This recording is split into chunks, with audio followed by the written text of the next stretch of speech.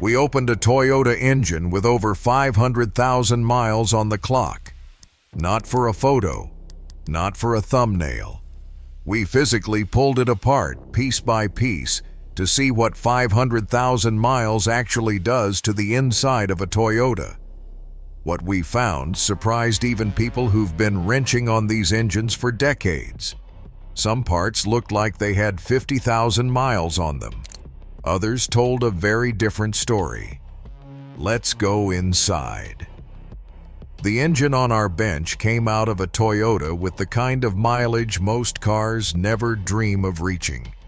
500,000 miles of commutes, road trips, stop-and-go traffic, oil changes that were sometimes on time and sometimes not. This is the engine that owners talk about in forums like it's a myth. We wanted to know if the myth was true. Before we even touched a wrench, the engine ran. That alone tells you something. 500,000 miles and it still fired up, idled smoothly, and drove into the shop under its own power.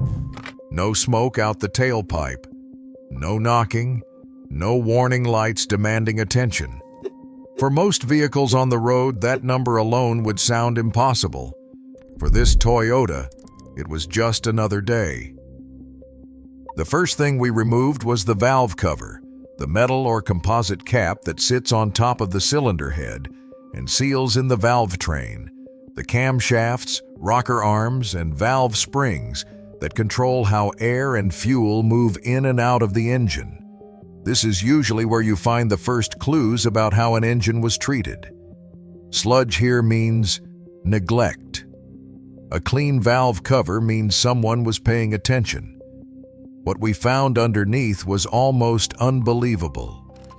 The camshaft lobes, the egg-shaped sections of the camshaft that push the valves open at precise moments, still had visible machining marks on them.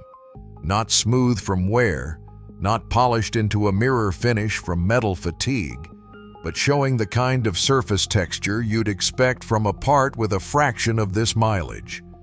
The oil coating everything was clean, almost amber in color, not the thick black sludge you'd brace yourself for after 500,000 miles. This is where the first real lesson showed up. Toyota's valvetrain lubrication system, the network of oil galleries that feed the camshaft journals and rocker arms, was doing exactly what it was designed to do for 500,000 miles straight. The rocker arms, the small levers that transfer camshaft motion into valve movement, showed light, even wear patterns. No pitting, no scoring. Just the kind of gentle wear that comes from consistent, adequate lubrication over a very long time. Next, we pulled the cylinder head itself, the large metal casting that sits on top of the engine block and houses the combustion chambers, the intake and exhaust valves, and the valve seats those valves close against. This is one of the most stressed parts of any engine.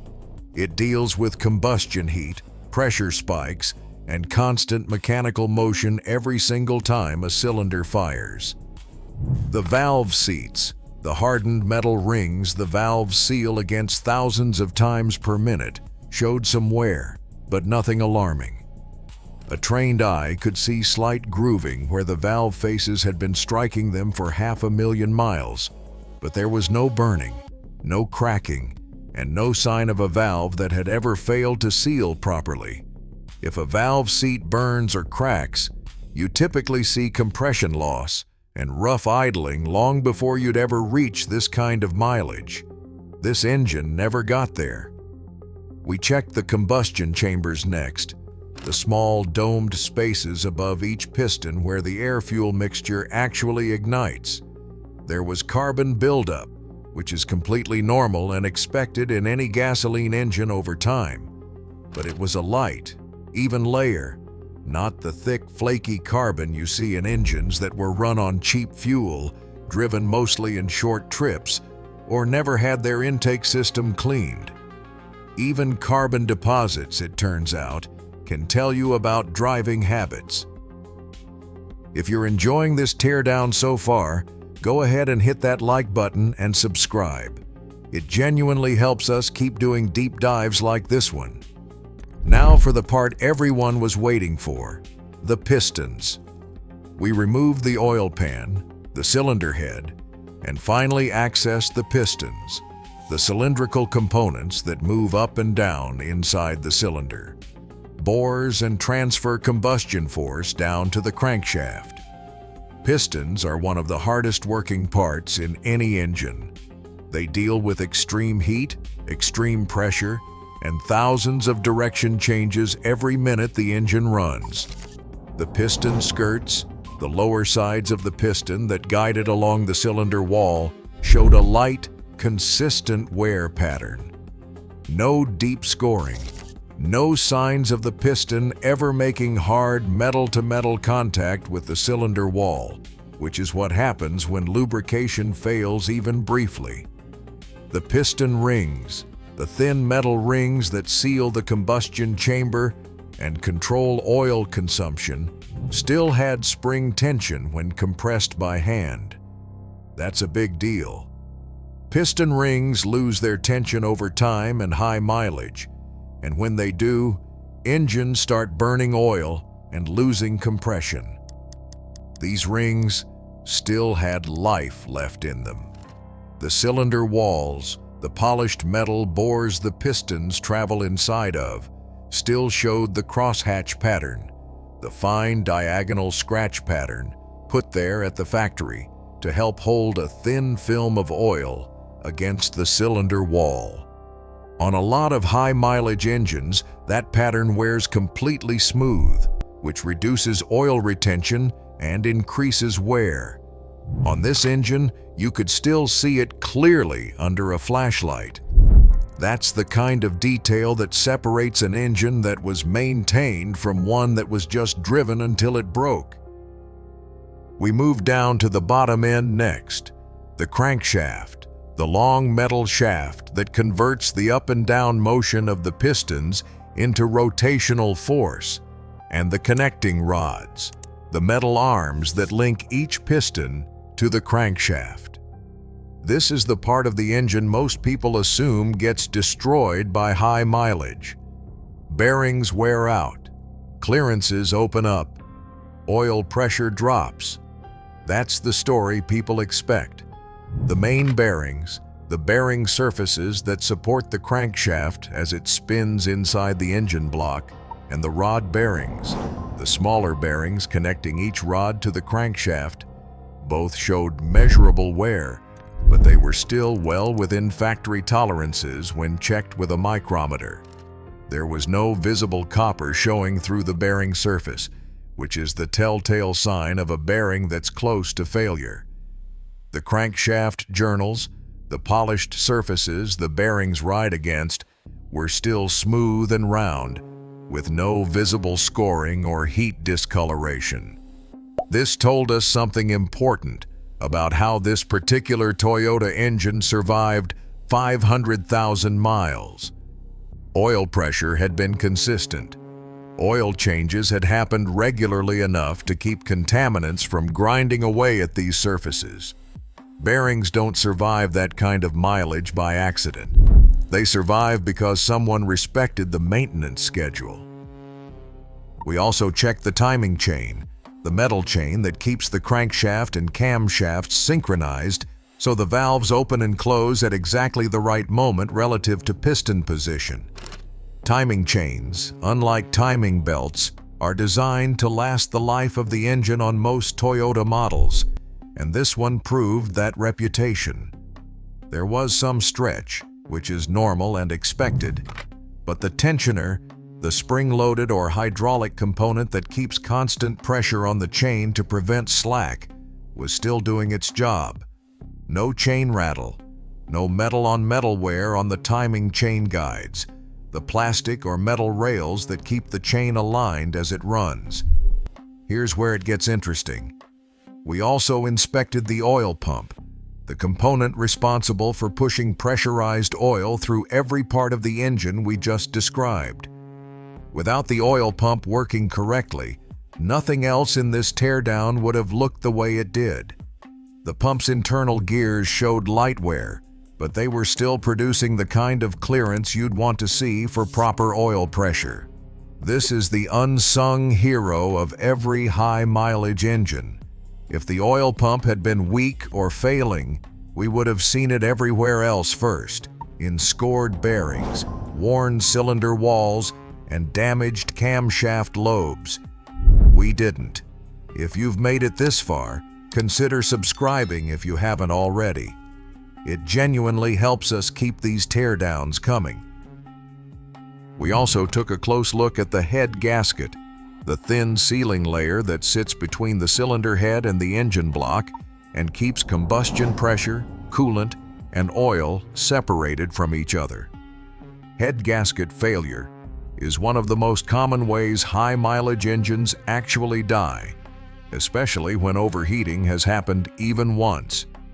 This gasket showed no signs of blowing, no coolant intrusion into the cylinders, and no oil migrating into the coolant passages.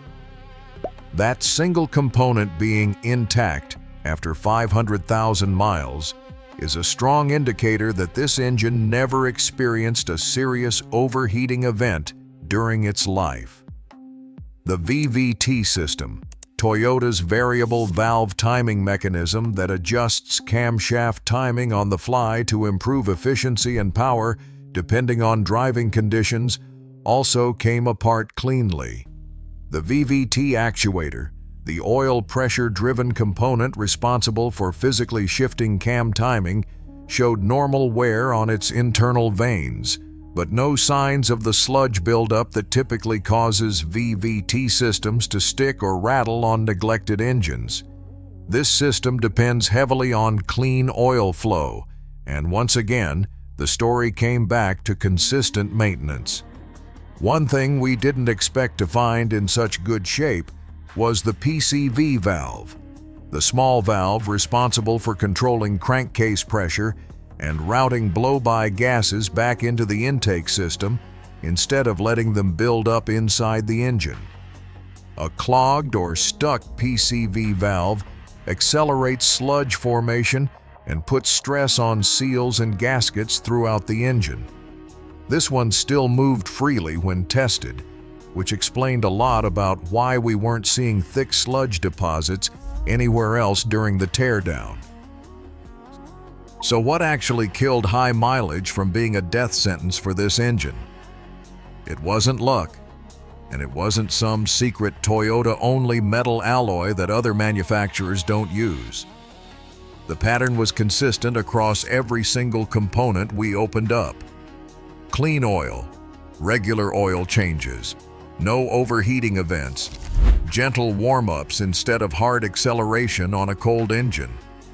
That combination, repeated over hundreds of thousands of miles, is what preserved these surfaces. It's worth being honest here too. Not every part looked brand new. There was measurable wear on the timing chain. There was some carbon in the combustion chambers. The bearings had clearance that a 50,000-mile engine simply wouldn't have. 500,000 miles is still 500,000 miles, and no engine escapes that completely unmarked. But the difference between wear and damage matters enormously, and everything we found fell firmly into the category of normal, expected wear rather than the kind of damage that leads to catastrophic failure. What this teardown really proves is that Toyota's reputation for longevity isn't marketing. It's the result of specific engineering decisions. Oil galleries sized to keep the valvetrain properly lubricated at idle and high RPM, bearing clearances designed with long-term wear in mind rather than just peak performance numbers. A timing chain system built to outlast the rest of the engine instead of needing scheduled replacement, and a combustion chamber design that resists carbon buildup better than many competitors. But engineering alone doesn't get an engine to 500,000 miles. This engine got help along the way. Someone changed the oil on schedule. Someone let it warm up instead of flooring it from a cold start. Someone paid attention when something sounded slightly off instead of ignoring it for another 100,000 miles. The parts we pulled out of this engine are proof of both things working together: a well-engineered design and a driver who didn't waste that engineering. If there's one takeaway from cracking this engine open, it's that the 500,000-mile Toyota isn't a myth, and it isn't magic either. It's the direct result of what we just saw on this bench: clean oil passages, healthy bearings, intact seals, and a valvetrain that was never starved of lubrication. Every single part told the same story from a different angle. If you want to see what it takes to get your own Toyota anywhere close to this kind of mileage, watch the next video, where we break down the exact maintenance habits that separate engines like this one from the ones that don't make it past 200,000 miles.